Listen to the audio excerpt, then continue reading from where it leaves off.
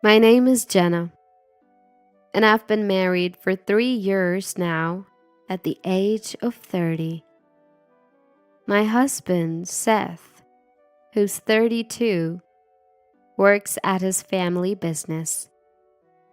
His family owns a wholesale liquor company where his father is the president and Seth serves as the director. Ever since we got married, I've been working there as well as an office clerk. My mother-in-law has never involved herself with the family business, having been a stay-at-home mom for the longest time. And when I say stay at home, she used to employ a housekeeper, so she never really had to lift a finger. When I married into the family and started living with my in-laws, they let the housekeeper go. Why would we need a housekeeper when we've got a daughter-in-law? My mother-in-law remarked, and both my father-in-law and husband seemed to agree with her. It seems my father-in-law, who has taken into his wife's family, has never been able to stand up to his wife. Growing up, Seth saw his father always obeying his mother's commands.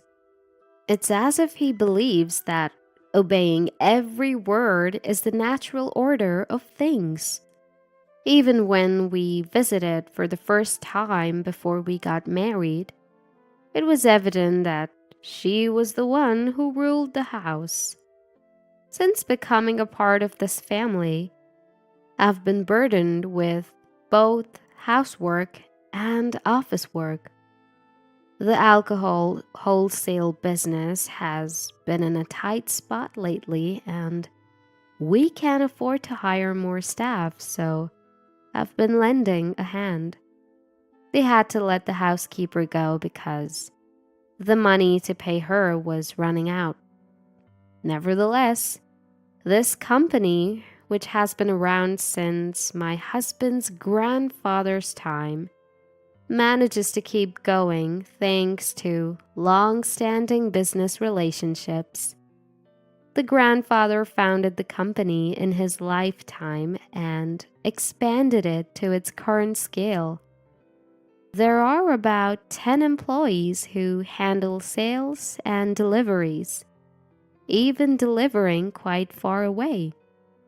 The grandfather, having no son of his own, had my father-in-law, who was a promising employee, take over the business. He arranged for my father-in-law to marry his only daughter and entrusted the company to them. I never met this grandfather myself, but apparently he was a stern man. Dad is a patient man, Seth often says, praising his father. He never got angry, no matter what was said to him. Grandpa was pretty stern, but Mom is even more so. Seth, who accepts whatever his mom tells him, talks about it as if it's someone else's business. Until we got married and started living together, I couldn't have imagined this side of Seth. While we were dating, he seemed like a bit of a wild one, but at home, he becomes almost invisible.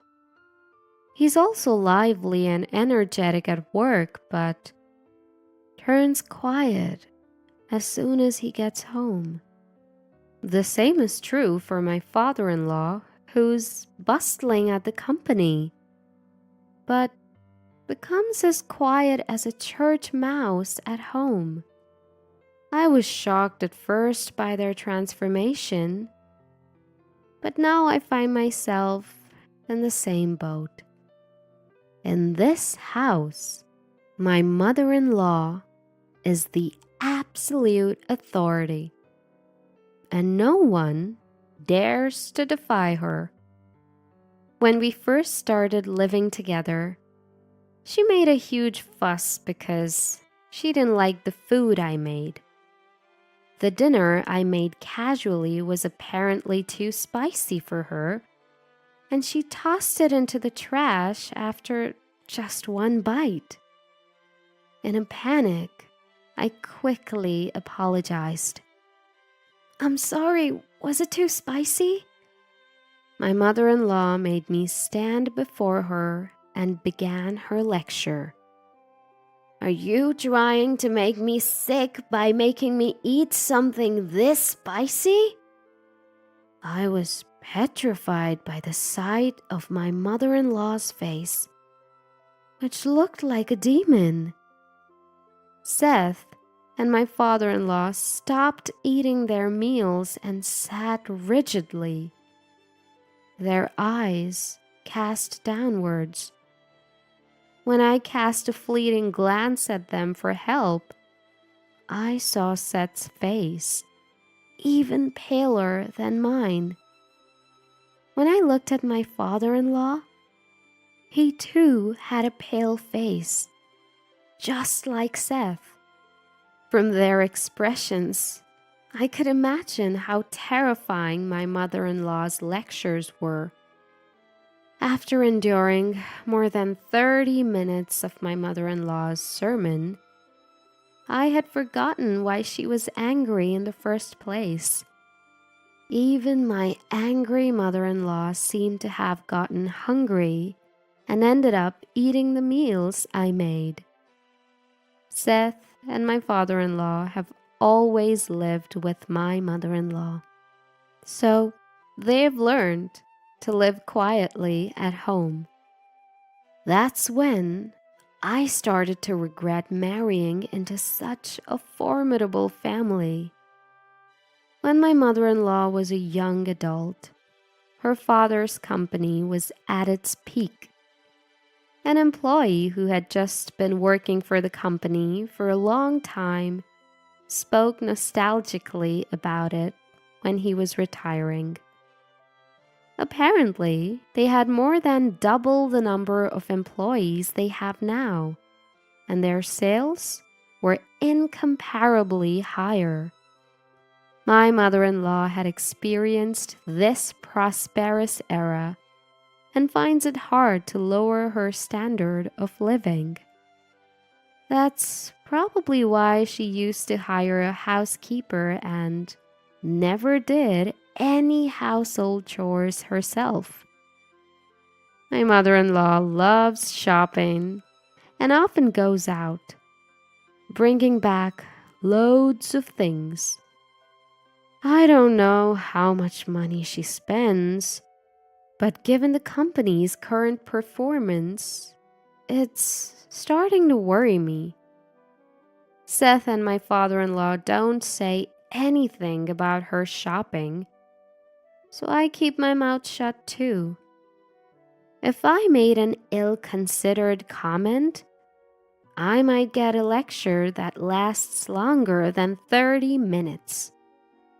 Before I knew it, I had started to think like Seth and my father-in-law.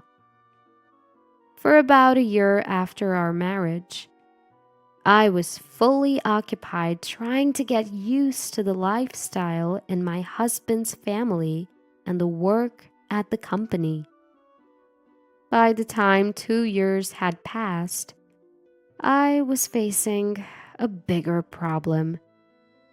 We were unable to have a child. Particularly, in my mother-in-law's mind, was her experience of not having a son in her father's generation and having to take in a son-in-law. She worries that the same thing should not happen in Seth's generation. As we approached our 3rd year of marriage, she started to make sarcastic comments every chance she got. "When are you going to give us an heir? You didn't marry into this family to be an office clerk." Even the sight of a baby on TV would set her off. "There are so many babies in the world. Why don't we have one here?" She'd glare at me. Seth and my father-in-law would disappear whenever this topic started. Hearing this day after day, I began to feel there was no place for me in this family. I wished Seth would help. But no matter how many times I confided in him, he'd say, "Don't worry about it, just let it go." As if he didn't want to be involved. At the same time, the company's situation was deteriorating. My father-in-law's company, with its old-fashioned business style, was unable to get work from trendy eateries and the like. My mother-in-law seemed to sense this, even though Seth and my father-in-law didn't talk about it with her.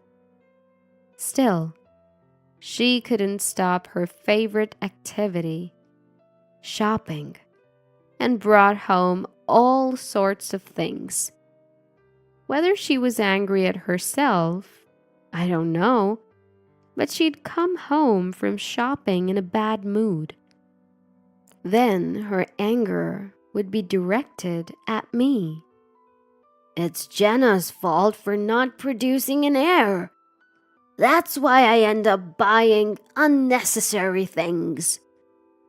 My mother-in-law, who blamed me for incomprehensible reasons, seemed to pin all the blame on me. Perhaps because of her daily grumbles, my health started to fail. I asked Seth and my father-in-law to let me take a break from work and got tested at the hospital. Seth seemed hopeful that I might be pregnant, but it was due to stress. It would be best to rest a little in a relaxing environment, but there was no relaxing environment for me at present, nor could I afford to rest. Knowing it was impossible, I explained the situation to Seth and my in-laws when I got home. The doctor said it would be better if I could rest a little, but it's okay. Surprisingly, my mother-in-law said, "You should go back to your parents' house and rest for a while." She even told my father-in-law, "We can manage, right? It seems like we're not so busy right now." It seemed like she was urging them to let me take a break from work. My father-in-law, surprised by my mother-in-law's words, replied, "We can cover for you. It's okay," with a relieved look on his face. I was shocked by my mother-in-law's unexpected words. At this time, I thought she might actually be a kind person. But that was a big mistake. She was just a person with a bad temper after all. The next day, I went back to my parents' house right away to rest. When I told them on the phone that I was coming back, they seemed very worried. When my mother saw me in person, she said, "You look pale and thin. Haven't you lost weight?" she asked with a voice on the verge of tears. "First, take some rest and recover." My father also welcomed me. He seemed to understand everything from my expression. He must have understood that things weren't going well with my in-laws, because stress was the cause. I felt bad for worrying my parents by coming back home. My health improved quickly after I returned to my parents' house. Clearly, the environment at my in-laws' house was the cause of stress. About a week after I arrived at my parents' house, my in-laws suddenly showed up. I could understand if my husband Seth showed up, but I never thought my in-laws would come to my parents' house. My mother-in-law suddenly started yelling as soon as she arrived. "We're returning this good-for-nothing daughter-in-law who can't even bear an heir. It's up to the parents to take responsibility." Even my mother, who met her at the door, was too surprised to respond. My father rushed to the entrance and challenged her. "I can't let it go if you call my daughter a failure." "What do you mean?" My mother-in-law fought back when my father immediately rebutted her. 3 years into marriage and still no baby. What's more, she's weak and can't work." My mother, finally regaining her composure, counterattacked. "Isn't Seth also responsible for not having a child?" My mother-in-law dismissed her with a snort, making baseless excuses. "There's nothing wrong with Seth. The problem lies with your daughter." My father, maintaining his composure against my mother-in-law's unreasonable remarks, said, "If you insist on that, we'll take our daughter back. Are you fine with Jenna leaving?" I, who didn't want to face my mother-in-law, was watching the situation from a place where they couldn't see me. My father glanced at me for confirmation. The image of Seth flashed in my mind, but I nodded. Seth hasn't visited me once since I came back home, and he can't stand up against his mother's remarks. There's a limit to calling someone a failure or trying to return them like some defective product. "From now on, we'll have no relation with you. Please remember that," my father responded very politely. My father-in-law, hiding behind my mother-in-law, seemed like he wanted to say something. However, my mother-in-law cut him off. "We'll send the failure of a daughter-in-law's luggage later. We'll hire a divorce lawyer too." With that, my in-laws, who glared at my parents, left. Why didn't you say something more to such rude remarks? My mother, this time, turned on my father. Calming her down, he said, "There's no use talking to that woman. Don't worry. We'll make her realize her mistake through our actions, not words."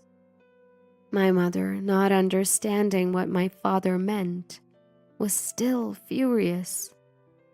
I, however, understood immediately. My father-in-law also knew, which is why he tried to say something. My father runs a restaurant chain and has a business relationship with my father-in-law's company. As someone who used to work in administration, I knew this. In fact, it was my father who introduced me to Seth. He had been doing business with my father-in-law's company since the time my grandfather-in-law was the president My father's company, which started from a single store and struggled at first, received help from my grandfather-in-law.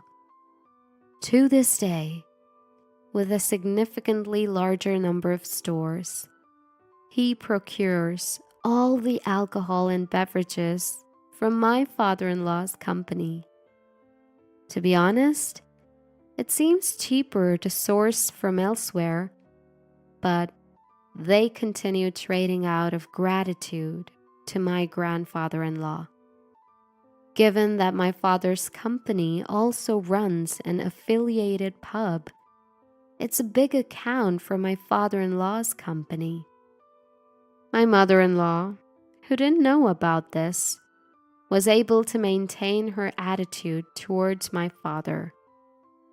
The next day, my father called my father-in-law's company and told the person in charge, "We're ending all transactions with you." The flustered person in charge immediately reported to my father-in-law and Seth.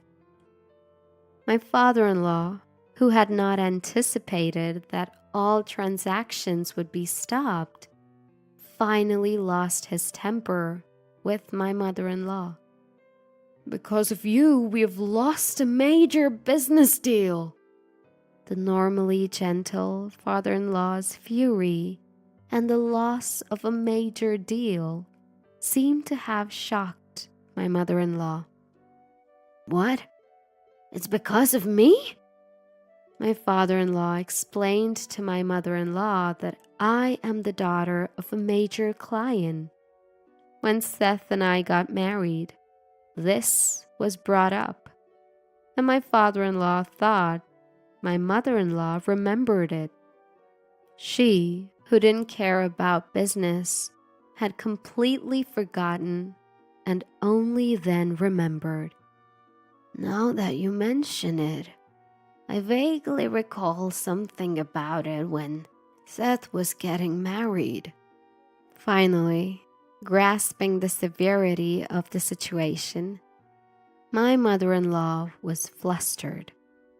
Seth also lashed out at her. "What were you thinking? Deciding on Jenna and my divorce on your own?" I had reported to Seth about my mother-in-law demanding a divorce from me. "I don't want a divorce.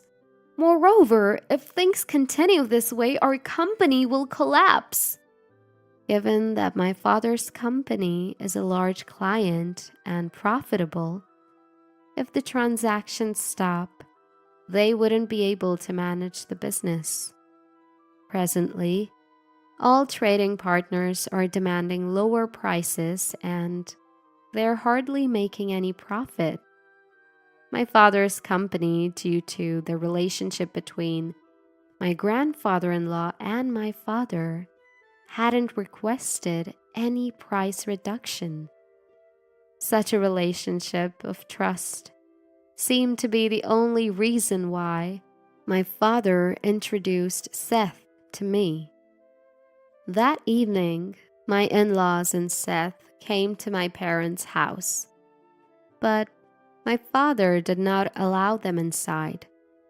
At the door, my father asked, "After all the disrespect, what brings you here today?" His anger was evident, as my father-in-law apologized from the bottom of his heart and pleaded, "We are sorry for our behavior yesterday. Could we ask you to reconsider our trade relationship?" Despite his plea, my father didn't seem to lend an ear. "We were trading out of respect for the former president, but let's end it now," my father said.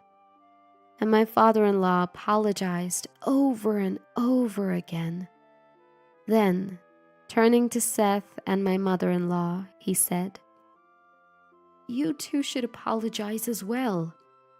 Prompted by my father-in-law, both seemed unwilling. Moreover, my mother-in-law stated, Why do we have to go this far? Let's just give up and find another trading partner. Expressing her refusal to prostrate, Seth also followed suit. There's no need for us to apologize, as Mom said. They wouldn't listen to my father-in-law. Seeing Seth's attitude, my father became even angrier. Seth, I am disappointed in you. Why didn't you defend my daughter? At my father's words, Seth couldn't respond and kept his gaze low. Because you always do whatever my mother-in-law says. I've been suffering. Without thinking, I rushed to the entrance and finally voiced my feelings towards Seth. Seth tried to speak, but watching my mother-in-law's facial expression, he couldn't say anything. Seeing him like this, I decided that divorce was the only option. Until now, I thought we might be able to mend things, but even that tiny hope vanished completely. I'll pick up my belongings later, I told Seth clearly. My mother-in-law didn't seem to like this attitude of mine and started making a fuss. Yes, that's right. Seth needs to get a divorce from you quickly and find a new bride. My mother-in-law, who had come to apologize, started to badmouth me again. This time we'll get a bride who isn't a failure and can give us a successor. With that, she loudly walked out of our house alone. Seth immediately followed her. My father-in-law, who was left behind, was urged by my father to stop apologizing. I've made my decision. I'm going to close the company and leave the house. Surprising both my father and me. Is your business situation that bad? My father asked, and my father-in-law responded with a bitter smile. I've been considering closing down the company for a few years now, due to continued losses. While I knew their situation was tough, I didn't think it was that serious. I worked hard to leave the company to my son, but it was all in vain with him behaving like this, hunching his back as he left. The next day, when I went to pick up my stuff from my in-laws' house, nobody was there. As I was moving my belongings and about to show up at the company, I found a great uproar. Creditors who heard rumors of the bankruptcy were swarming, and my father-in-law and Seth were handling them. I left without greeting anyone. A few days later, my father-in-law's company declared bankruptcy.